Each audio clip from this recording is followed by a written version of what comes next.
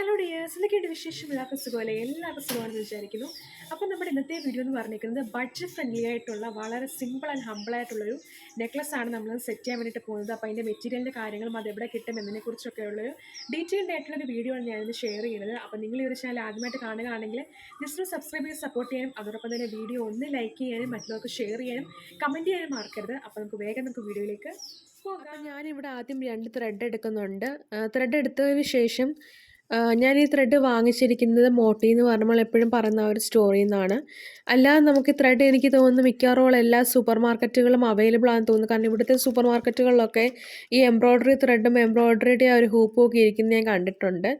അപ്പം നമ്മൾ ഇതുപോലെ ത്രെഡ് എടുത്തിട്ട് ജസ്റ്റ് ഇതുപോലെ ഒന്ന് അതിൻ്റെ ആ ഒരു പേപ്പേഴ്സും കാര്യങ്ങളും ഞാൻ കളഞ്ഞിട്ട് ഇതുപോലെ നീളത്തിലെടുത്തിട്ട് ഞാൻ മുത്തുകളൊക്കെ കയറ്റി കൊടുക്കുന്നുണ്ട്.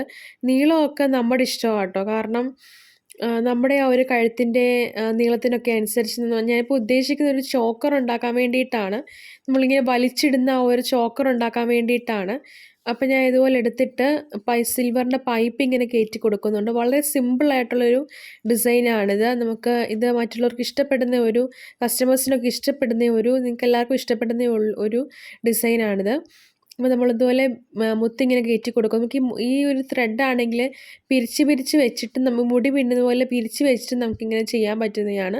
അപ്പം ഞാനിതുപോലെ നമുക്ക് ഇതിനകത്ത് ബീഡ്സ് കയറ്റുമ്പോൾ അതിൻ്റെ തുറന്നിരിക്കുന്ന കുറച്ച് വലിയ ബീഡ്സ് വേണം കയറ്റാൻ വേണ്ടിയിട്ട്. അല്ലെങ്കിൽ പിന്നെ കയറ്റാൻ ഭയങ്കര ബുദ്ധിമുട്ടായിരിക്കും.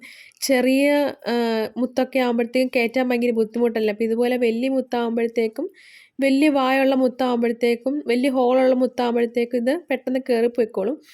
ഞാനിവിടെ ഉദ്ദേശിക്കുന്നത് ചോക്കർ പോലെ ഇങ്ങനെ ചെയ്യാൻ വേണ്ടിയിട്ടാണ്. ഇങ്ങനെ വലിച്ചിങ്ങനെ ഇടുന്ന ആ ഒരു സംഭവം ചെയ്യാൻ വേണ്ടിയിട്ടാണ്. നമ്മളുടെ ഡോരിയുടെ പോലത്തെ ഒരു സംഭവം ചെയ്യാൻ വേണ്ടിയിട്ടാണ്.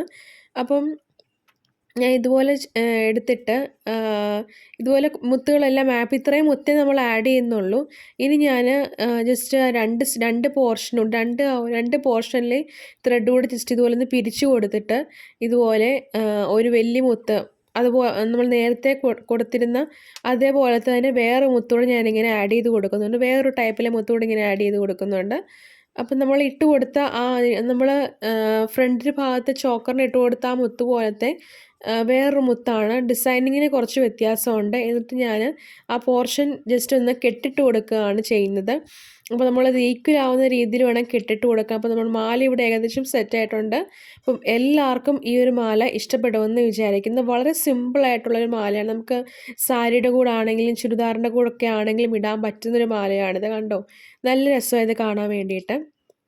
അപ്പം നിങ്ങൾക്ക് എല്ലാവർക്കും ഈ ഒരു മാല ഇഷ്ടപ്പെടുമെന്ന് വിചാരിക്കുന്നു. ഇഷ്ടപ്പെടുവാണെങ്കിൽ ചാനൽ സബ്സ്ക്രൈബ് ചെയ്യാനും വീഡിയോ ലൈക്ക് ചെയ്യാനും ഷെയർ ചെയ്യാനും കമൻറ്റ് ചെയ്യാനും മറക്കല്ലേ കൂട്ടുകാരെ. അപ്പോൾ എല്ലാവർക്കും താങ്ക്